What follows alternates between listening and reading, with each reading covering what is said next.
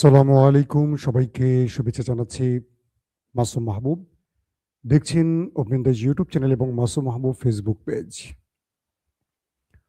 পৃথিবীর যেই প্রান্ত থেকে যারা দেখছেন সবার জন্য শুভেচ্ছা।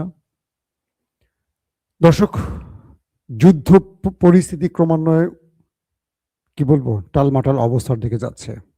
মার্কিন সেনারা যে কোনো সময় ইরানে স্থল অভিযান শুরু করবে এমনটি ইঙ্গিত মিলছে মার্কিন গণমাধ্যমের। পাশাপাশি নতুন করে এই যুদ্ধে আরব আমিরাত নাম লিখাতে আসতে যাচ্ছে এমনও ইঙ্গিত পাওয়া গেছে। পাশাপাশি নেতানিয়াহু এবং ট্রাম্পের জন্য পেছনে ফেরার কোনো পথ নেই। বিশেষজ্ঞরা এমনটিও মত দিচ্ছেন, এই যুদ্ধ বিজয় ছাড়া তাদের পথ বন্ধ হয়ে যাচ্ছে। আমেরিকা তার সবচেয়ে উন্নত প্রতিরক্ষা ব্যবস্থা থার্ড এবং প্যাট্রিয়ট সব খুইয়ে এখন ইউক্রেন থেকে হাওলাত দিচ্ছে। ইসরায়েল দাবি করেছে তারা আইআরজিসির নৌ প্রধানকে হত্যা করেছে এবং কুয়েত জানিয়েছে তারা এই যুদ্ধে জড়াবে না। দর্শক, চলুন আমি আপনাদেরকে আরো বেশ কিছু গুরুত্বপূর্ণ খবর দেব আজকের লাইভ সেশনে। প্রথমে যে খবরটি দিয়ে শুরু করতে চাই, একজন লিখেছেন, ওনার নাম হলো কাজী নজরুল ইসলাম, ময়মনসিংহ থেকে। তিনি আমার 5 বছর ধরে ভিডিও বা আমার খবর শোনেন। ধন্যবাদ ভাই। মার্কিন সেনারা প্যারাটুপার অর্থাৎ যুদ্ধ বিমান থেকে বা বিমান থেকে ইরানে নেমে পড়বে, সেইভাবে একটা কমান্ডো বাহিনীকে প্রস্তুত করা হয়েছে, এই জোনে আনা হয়েছে। ডোনাল্ড ট্রাম্পের নির্দেশ চলে এসছে, জাস্ট সময়ের অপেক্ষা মাত্র। এর মধ্যে ইরান আমেরিকার মধ্যে পেছনে নেপথ্যে বসে যুদ্ধ বন্ধে বেশ কিছু দেশ কাজ করছে। তাদের মধ্যে রয়েছে তুরস্ক, মিশর, পাকিস্তান, ওমান। এই তো আমেরিকা মূলত চাইছে একটা ফেস সেভিং। ডোনাল্ড ট্রাম্পের বিরুদ্ধে শুক্রবার আগামীকাল 28 মার্চ, তাই তো, আজকে তো 27 না 26, আজকে 26, আগামীকাল 27, অর্থাৎ 28 মার্চ আমেরিকাতে হতে যাচ্ছে ইতিহাসের সবচেয়ে বৃহৎ বিক্ষোভ, এমনটি দেশটির কিছু কিছু গণমাধ্যম দাবি করেছে। এখান থেকে যে কোনোভাবে ট্রাম্পকে ফেস সেভিং নিয়ে ফিরে যেতে হবে। ইরান যুদ্ধটা ছিল তার সেই ফেস সেভিং এর জন্য একটা খেলা, কিন্তু এই খেলায় তিনি বিজয় পাননি। এখন পর্যন্ত পরাজয়ের দায় বা গ্লানি তার উপরে রয়েছে। অন্যদিকে অ্যামনেস্টি ফাইল তো তার আছেই, একটি ছোট্ট কিশোরী মেয়ের ইস্যুতে। আবার নেতা কাকুর বিরুদ্ধে প্রচুর দুর্নীতির মামলা এখন আদালতে চলছে।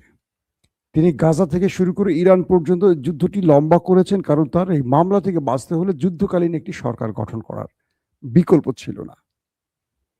এই পরিস্থিতিতে মার্কিন সেনারা আমেরিকাতে ঢুকলে কি ঘটতে পারে, আসেন সেটা নিয়ে আমরা একটু বিশ্লেষণ করি।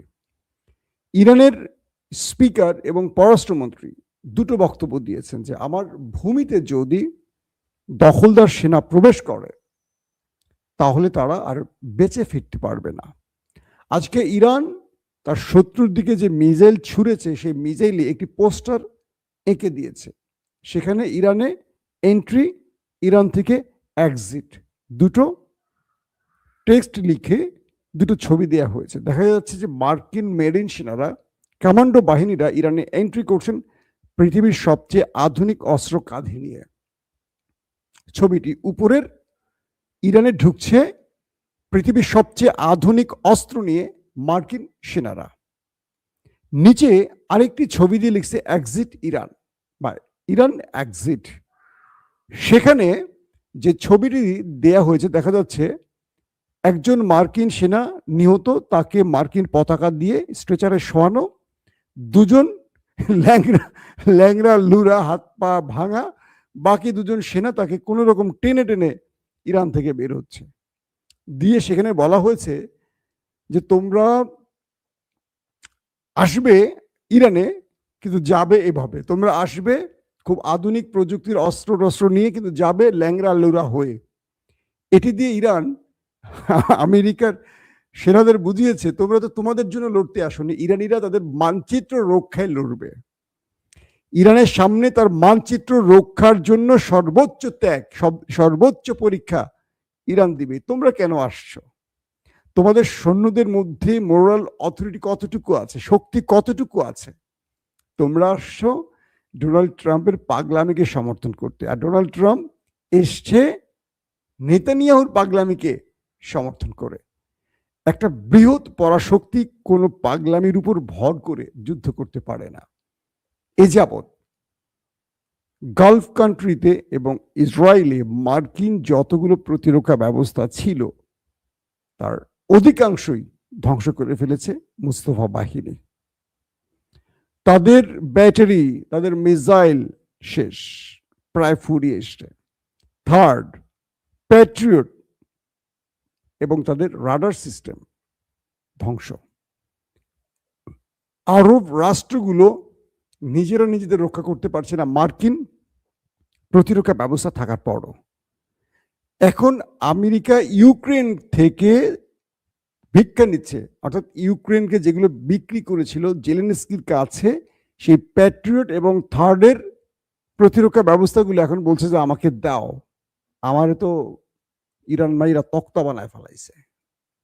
এখন ইউক্রেন থেকে নিচ্ছে হাওলাত। এখন ইউক্রেন হয়ে যাবে রাশিয়ার টার্গেট, কারণ এতদিন আমেরিকা থেকে কিনছিল এগুলো জেলেনস্কি অনেক টাকা খরচ করে, এখন এগুলো আমেরিকা চেয়ে বসছে। তার মানে আমেরিকার কি পরিমাণ ক্ষতি হয়েছে, ইরান কি পরিমাণ তার সমরাস্ত্র ধ্বংস করেছে আপনারা বুঝতে পারছেন। ইরান বলছে যে নেতানিয়াহুর খুশিতে মার্কিনীরা ইরানে প্রবেশ করবে। আমরা তোমাদেরকে এইটুকু চ্যালেঞ্জ দিচ্ছি, তোমরা যতটা বুক ফুলিয়ে আসবে সেভাবে যেতে পারবে না, তোমাদের যেতে হবে স্ট্রেচারে করে অথবা এয়ার অ্যাম্বুলেন্সে করে অথবা লাশ হয়ে। কারণ ইরানিরা তার মানচিত্রের এক ফোঁটা জমি ছাড়বে না, এর জন্য যা খুশি করতে হয়। ইরানের গণমাধ্যম কর্মীরা বলছে ইরান এই মুহূর্তে যে প্রস্তুতি নিচ্ছে তাদের ভান্ডারে যথেষ্ট ড্রোন এবং মিসাইল এখনো মজুদ আছে। এটা কে বলছে? ইরান। যদি তথ্যটি সঠিক হয়, আমার কেন যেন মনে হচ্ছে আমেরিকার জন্য মহা বিপদ অপেক্ষা করছে। কারণ যারা 20টা বছর আফগানে থেকেছে, আর আফগানের কাছে কিচ্ছু ছিল না, কয়েকটা পিস্তল আর বন্দুক ছাড়া, আর হাতে তৈরি কিছু রকেট লঞ্চার, পাহাড়ের গুহার মধ্যে থাকতো, সুযোগ মতো টুস করে এটা মেরে আবার গুহায় ঢুকে যেত। ন্যাটো, আমেরিকান ন্যাটোকে নিয়ে, এতগুলো দেশকে নিয়ে 20টা বছর থেকে খালি হাতে ফিরে গেছে। আর ইরান তো দুটো দেশকে মেরে তক্তা বানাচ্ছে। শুধু দুটো কই, সঙ্গে আরো পুরো আরবকে একসাথে খেলছে আরবকে নিয়ে। এই দেশটিকে প্রতিনিয়ত আপডেট বা অ্যাডভান্স অস্ত্র দিচ্ছে রাশিয়া, চীন। আজকেও রাশিয়া থেকে বিশাল চালান আসছে ইরানে, এবং রাশিয়ান আধুনিক অস্ত্র এখন বাজিমাত করছে ইরান, এমনটিও বলছে ইন্টারন্যাশনাল গণমাধ্যমগুলো।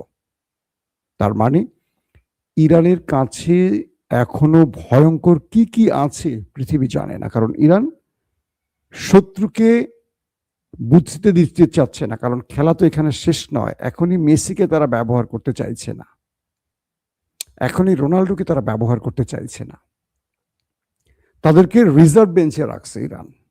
কেন রাখছে? কারণ এই লড়াইটা খেলছে পৃথিবীর সবচেয়ে বড় পরাশক্তির বিরুদ্ধে ইরান, যারা পৃথিবীতে এই মুহূর্তে সুপার পাওয়ার হিসেবে প্রতিষ্ঠিত। তো তাদেরকে প্রথমেই তাদের সকল শক্তি দেখিয়ে দিলে এটা তাদের জন্য বুমেরাং হতে পারে।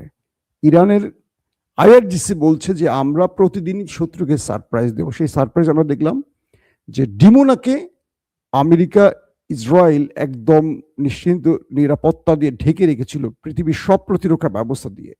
সেখানে ইরানের মিসাইল আর ড্রোন যেভাবে তাণ্ডব চালিয়েছে, এরপর তাদের মনোবল ভেঙে গেছে যে ইরান চাইলে সব পারে। এবং ইরান বলে দিয়েছে পরপরই যে তোমাদের ডিমোনার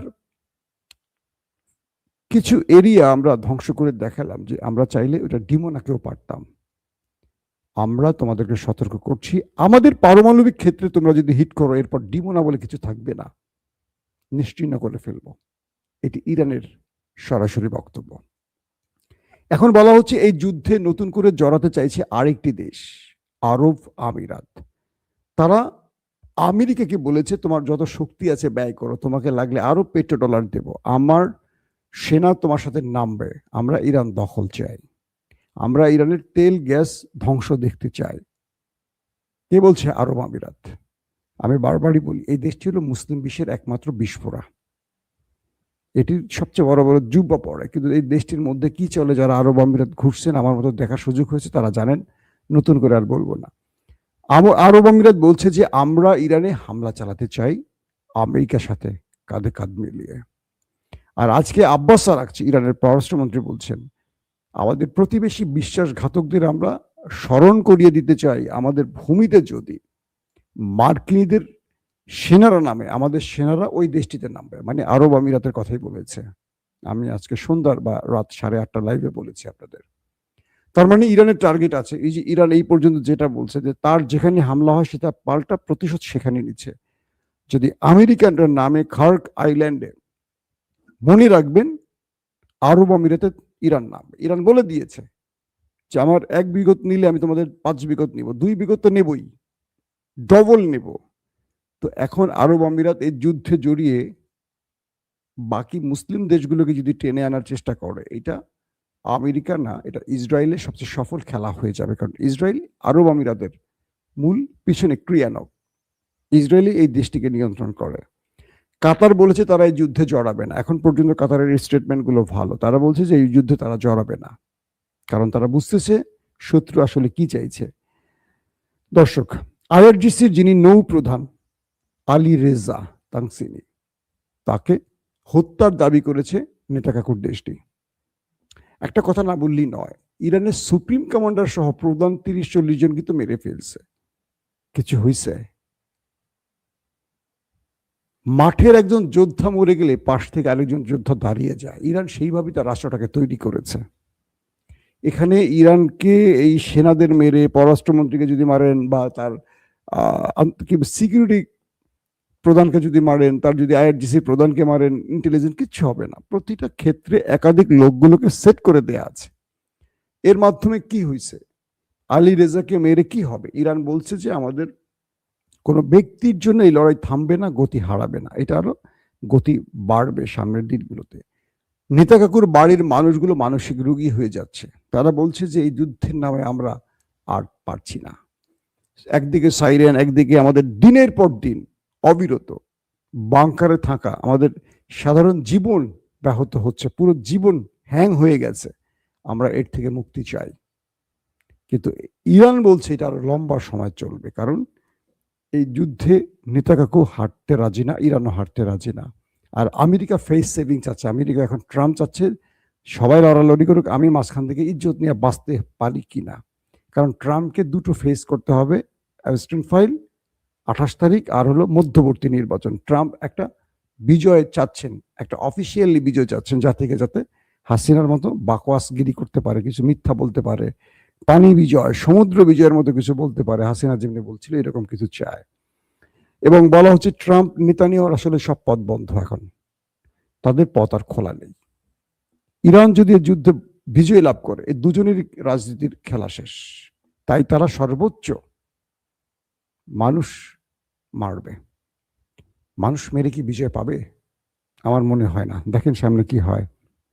পাশাপাশি লেবানন, নেতাকাকুর উত্তর অঞ্চলেও ব্যাপক অ্যাটাক চালিয়ে যাচ্ছে, আবার তারাও লেবাননের ভেতরে ম্যাসিভ আকারে অ্যাটাক চালিয়ে যাচ্ছে। খেলা চলছে সব লেভেলে।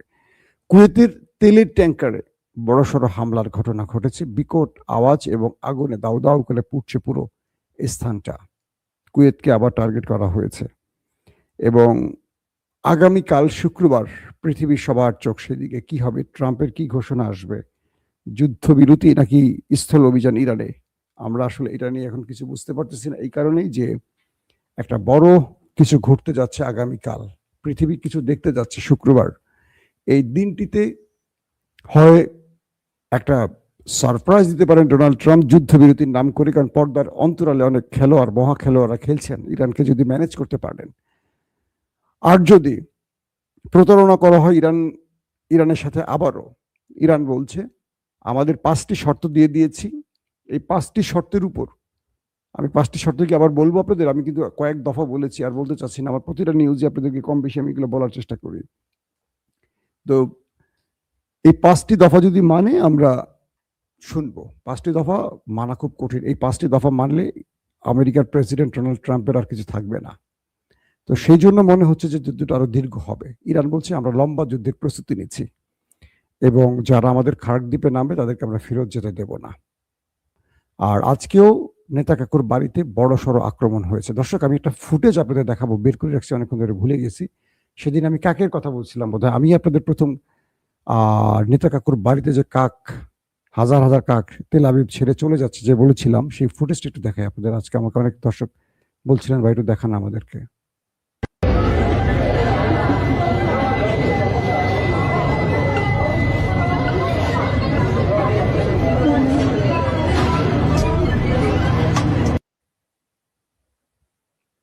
আপনারা দেখেছেন যে কিভাবে হাজার হাজার কাক সে দেশটি ছেড়ে যাচ্ছে। এটা নিয়ে অনেক রকম তথ্য উপাত্ত এখন আসছে বিভিন্ন গণমাধ্যমে।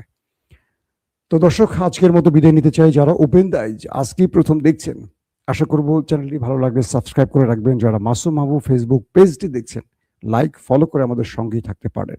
আমরা আপনাদেরকে প্রতিদিন দেশের এবং বিদেশের খবর দিতে চাই।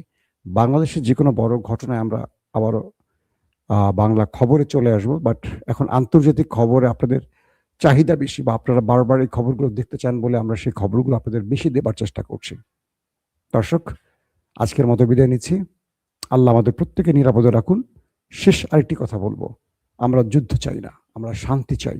আমরা চাই যে কোনোভাবে যুদ্ধটা বন্ধ হোক। যুদ্ধ মানুষের ক্ষতি করে, প্রাণ যায়, তাই শান্তির পক্ষে আমরা দাঁড়াতে চাই।